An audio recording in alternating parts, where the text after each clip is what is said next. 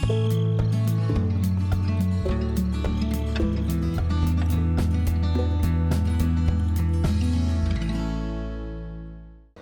everybody, welcome to Gelvin Valley Farming Simulator 15.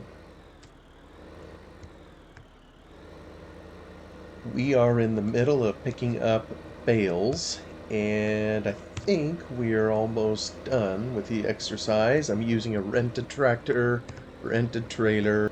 We're too lazy to take a front loader out to the field to pick them up the right way, if you will, because my fingers significantly lack skill.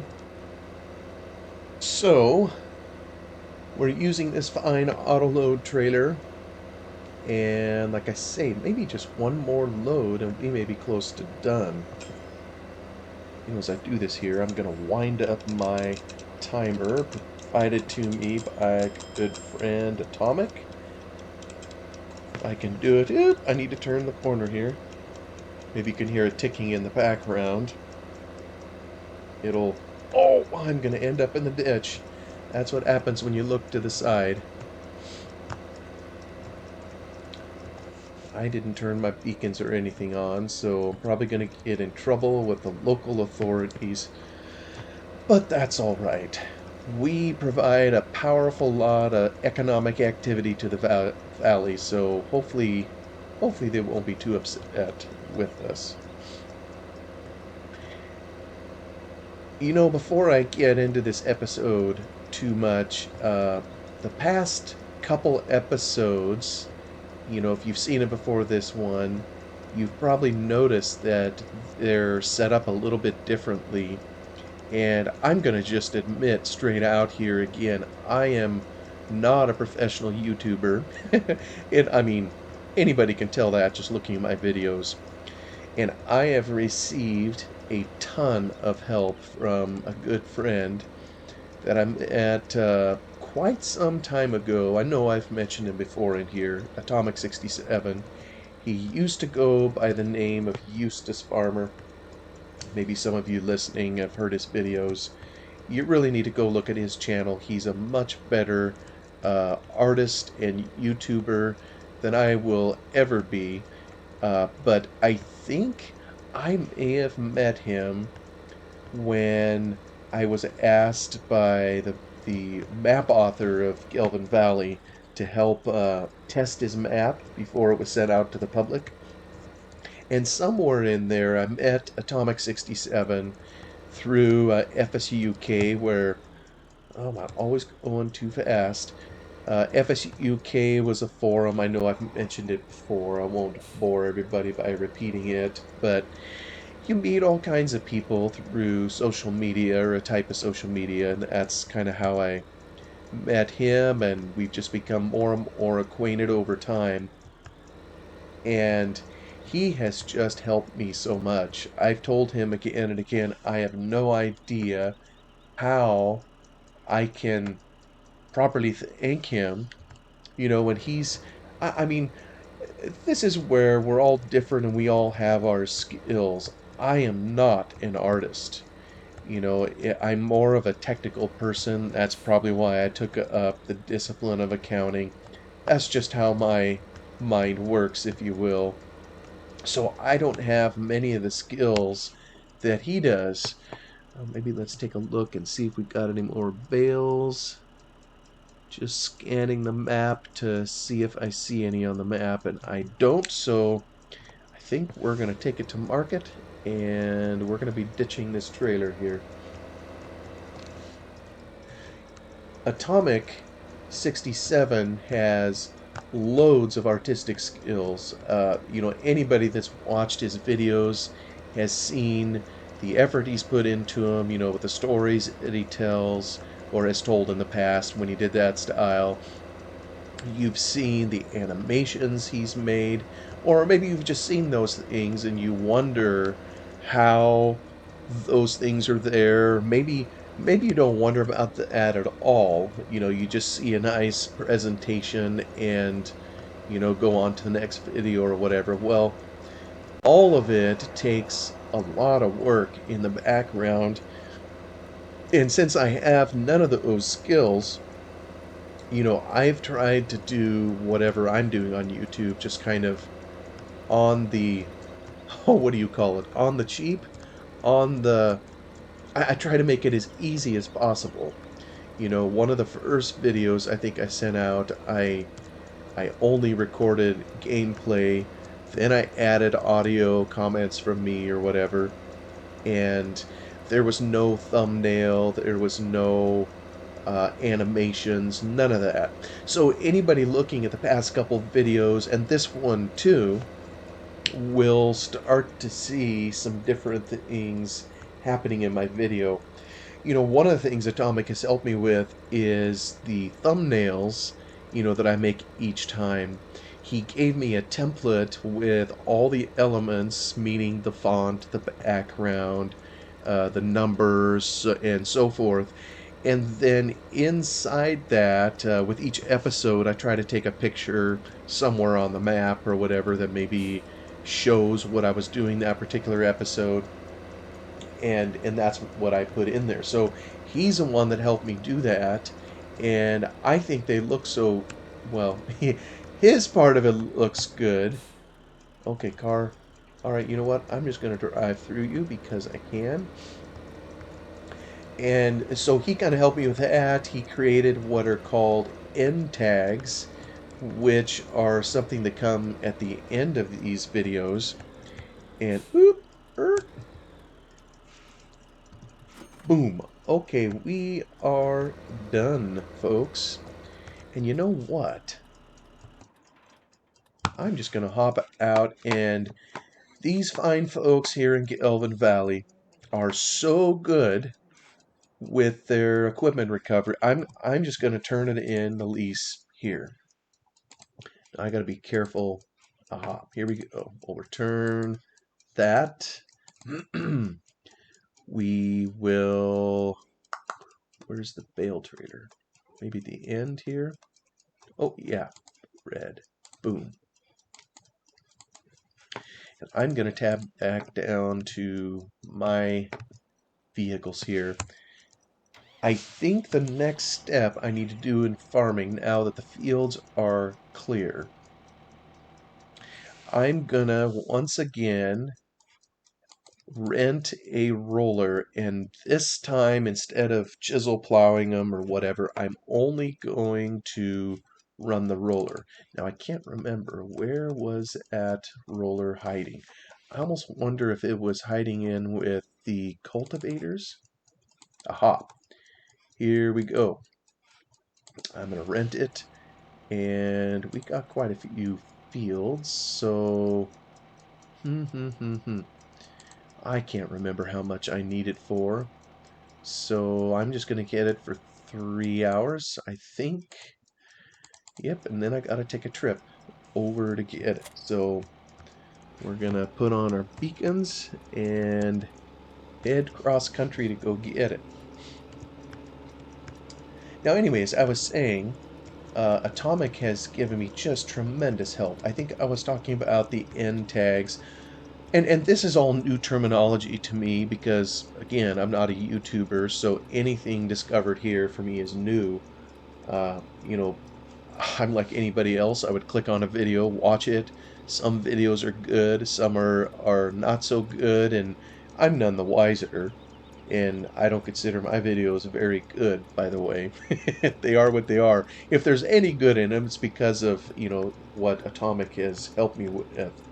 But these end tags, they're an image that comes at the end of the video, you know, where it'll give you something to click on, maybe to go to the next video, or a link to another video in the channel, or a link to subscribe, and, you know, some of those kinds of things. Well, this end tag provides a place for those to sit.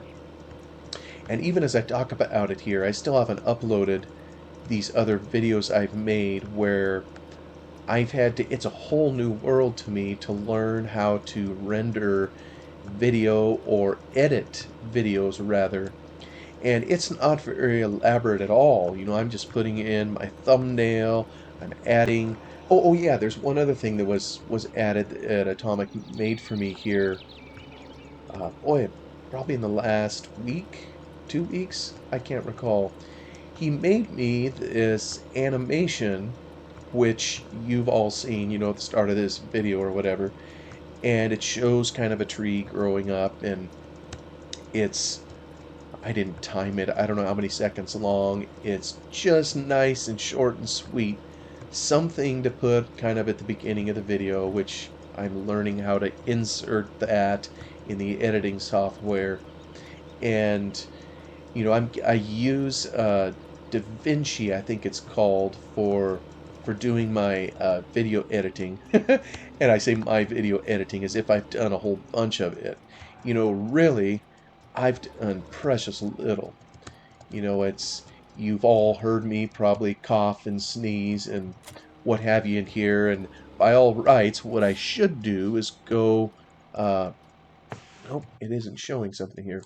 What I should be doing is going in there and cleaning out all those coughs, silencing them or whatever, taking a snippet of video out. There's, any number of editing things I should be doing, and I just haven't. So I'm starting to learn a little bit with that. I still don't know that I'll do a ton. Like I say, Atomic is very professional at it anymore, and his standards are, whoa, what's up with that? Can you talk and drive? Oh, wow. I was lucky to be able to get out of there pulling that big old weight. Um, yeah, that's proof that my license should be pulled for those kinds of things. Where to start? Maybe, you know what? I'll start over on this side. I have a couple fields over here. Let's just go get them rolled.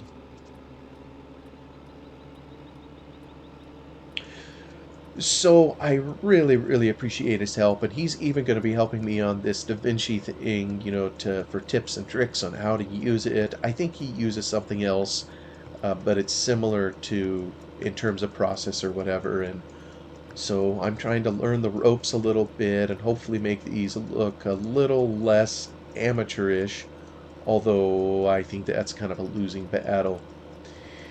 I know myself pretty well, and I'm under no illusions here. This is just for having some fun for me, and I don't know. If someone else gets anything out of it, well, that's just good luck, I guess. I don't think I go up here. I go up this other road. Or do I? Wait a minute. No, I don't go up the other road. I go up this one. Let me head on up the hill. I gotta make sure I have rocks turned off.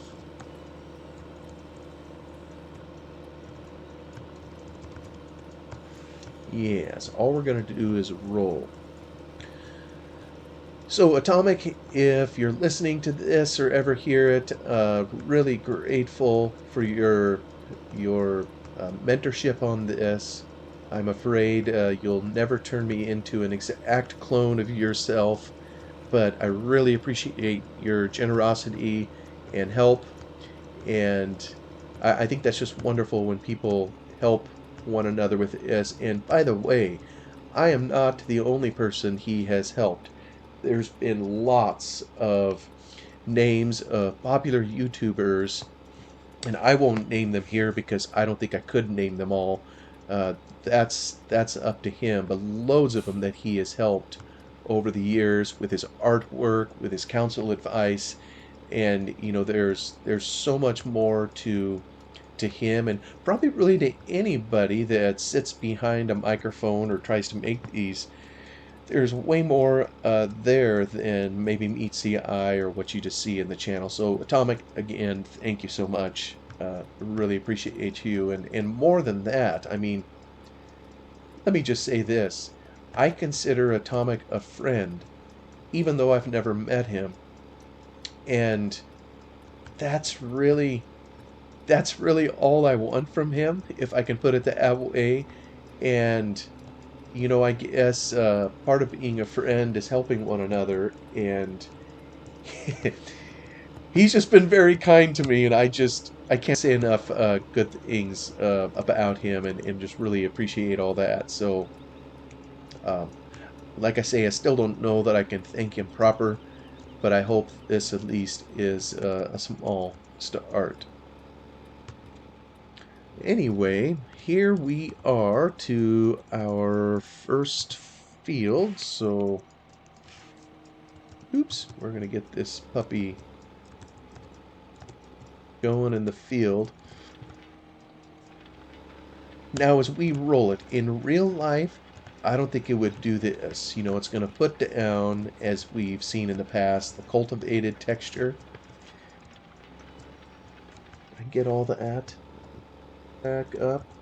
Gotta make sure we get everything into the dirt, everything rolled.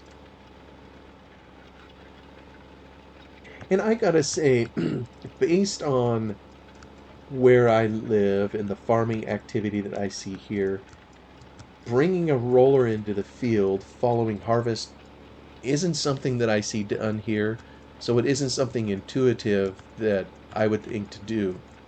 I guess part of the reason I'm doing it now is, you know, last time when I tore out the fields after harvest, woo, it's kind of winking down there. Last time when I did it, I took a chisel plow over these fields and I worked them really good. Then ended up digging up a bunch of rocks, and I came in behind the chisel plow with this roller. The smaller rocks it smashed into the dirt, and the larger ones I took a trailer and we had to come around and pick all those up. So anybody that has suffered through all these episodes maybe remembers that. Um, but this time I'm doing a roller only, and there's another YouTuber that I follow. Um, I've seen all of his videos. I wish he would release more often, but I totally understand it. And it's Harry's Farm. I think he also is a really popular. Maybe it's called Harry's Garage or something. Um, I haven't seen his car videos. I'm not really a car person, but I really, really enjoy his farm videos.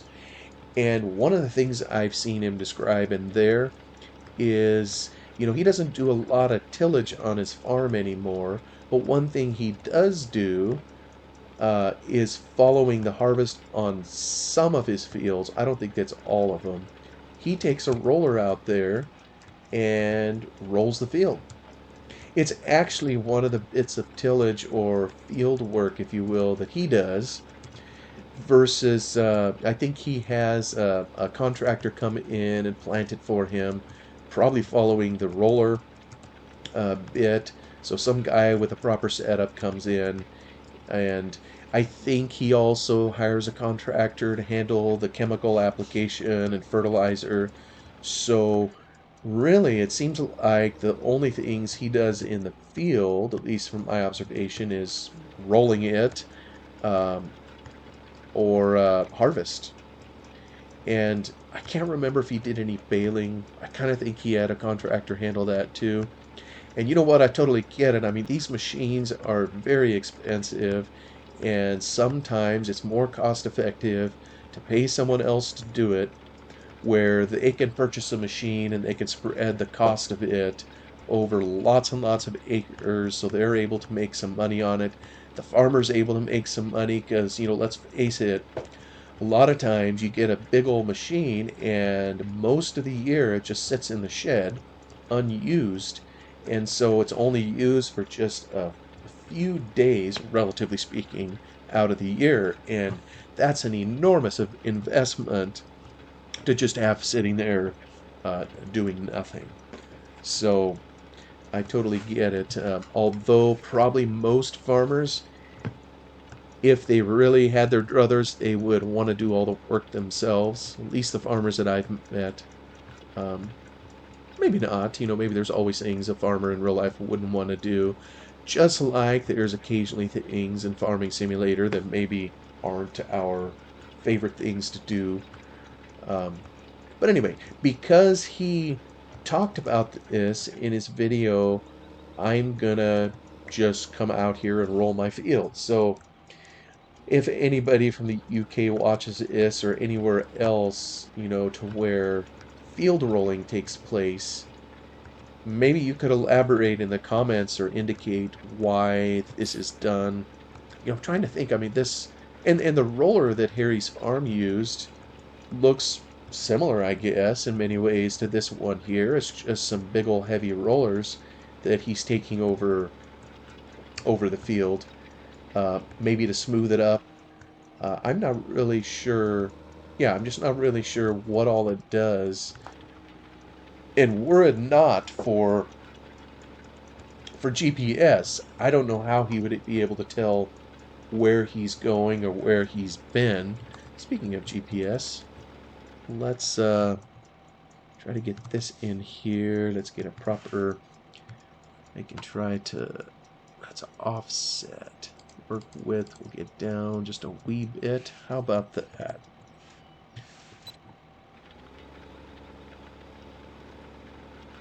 But if it wasn't for GPS, there's no way he could tell where he's going in the field because, here we're laying down a different texture, but in the field it's just rolling over the top of something like wheat stubble and so you wouldn't know where you've been um, in the field. So Harry, I'm trying to copy you, and of course good old Harry will never in a million years ever come across this video, so he won't know and he won't care, but that's all right. That's all right. Because I know he does a lot of no-till farming. I don't know if that's more common in the UK.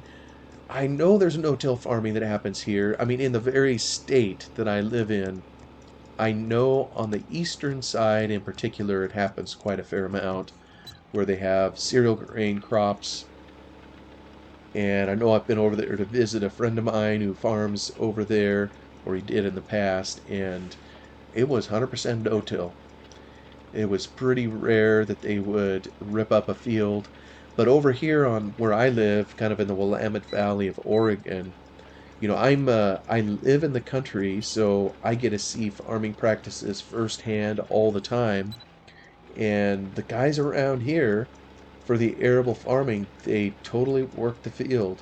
I don't know how many times they work it, but right outside my house, they just planted some more grass, and they took it totally to the dirt.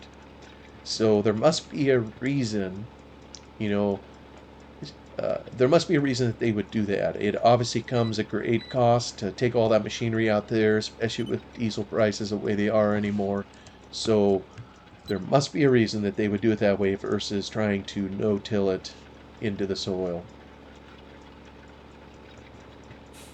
So we'll do our little bit of rolling. I think like I say, the last crop, I totally ripped up the field with a uh, uh, Colty plow of some kind. Then I came in with a roller behind it.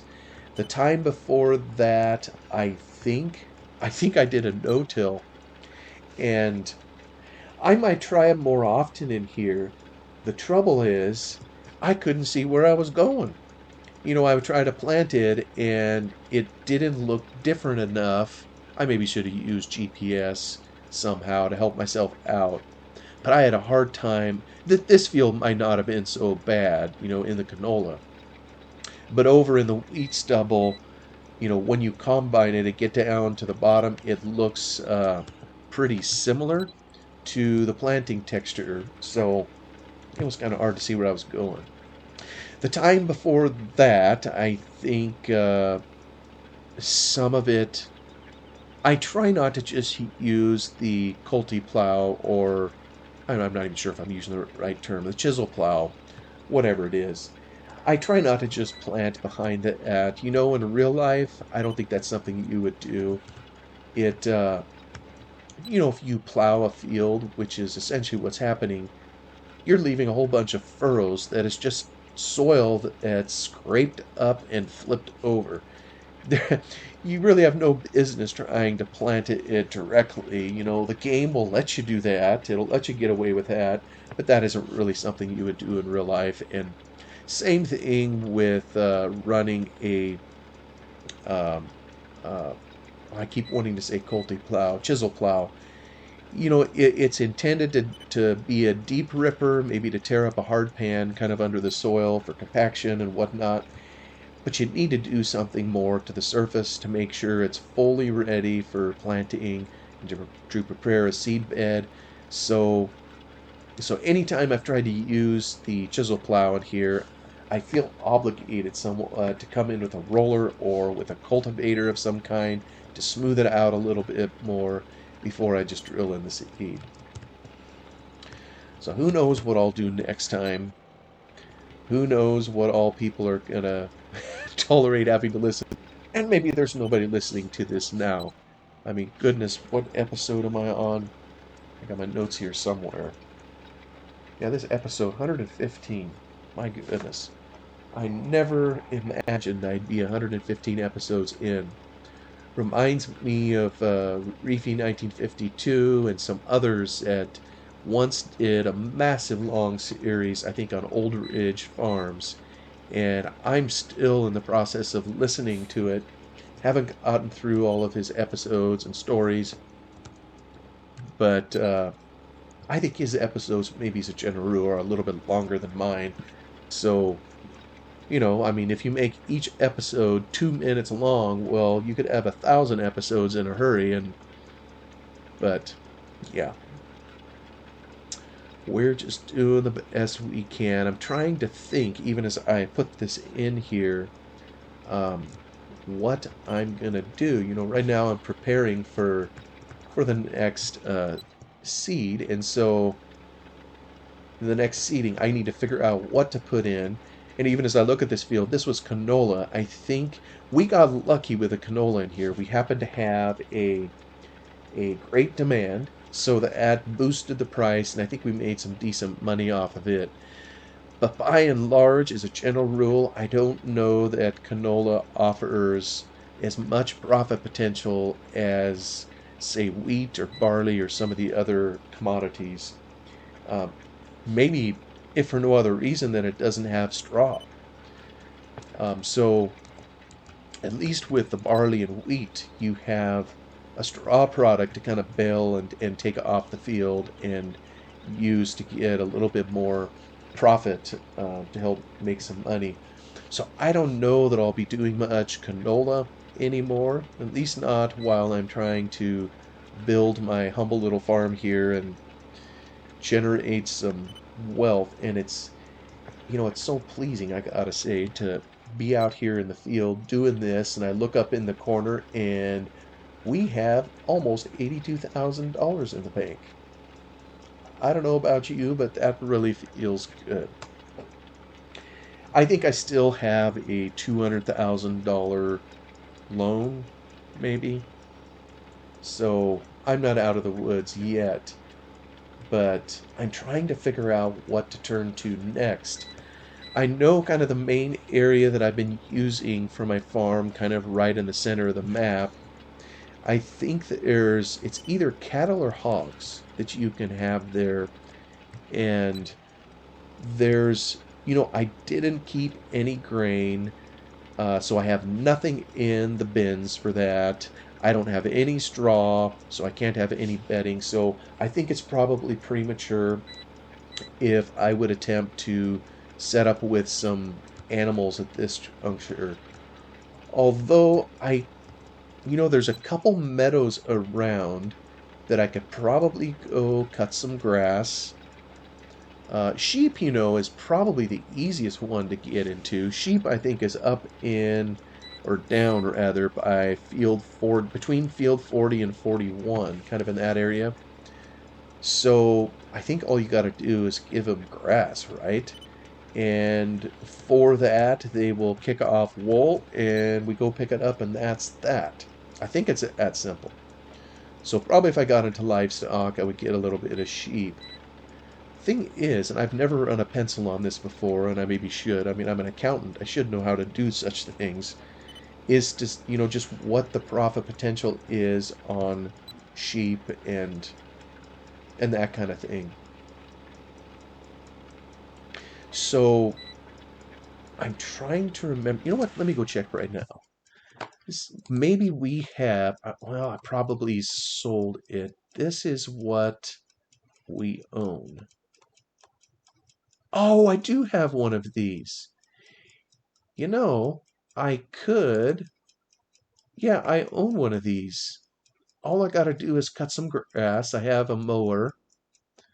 Cut it, maybe windrow it, and pick it up in this, and I could probably stick it straight in the feeding trough just with this. So I maybe don't need any additional equipment at all. Oh, and I still have, I thought I sold this thing.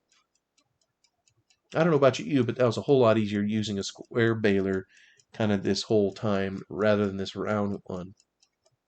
Yeah, there's my mower.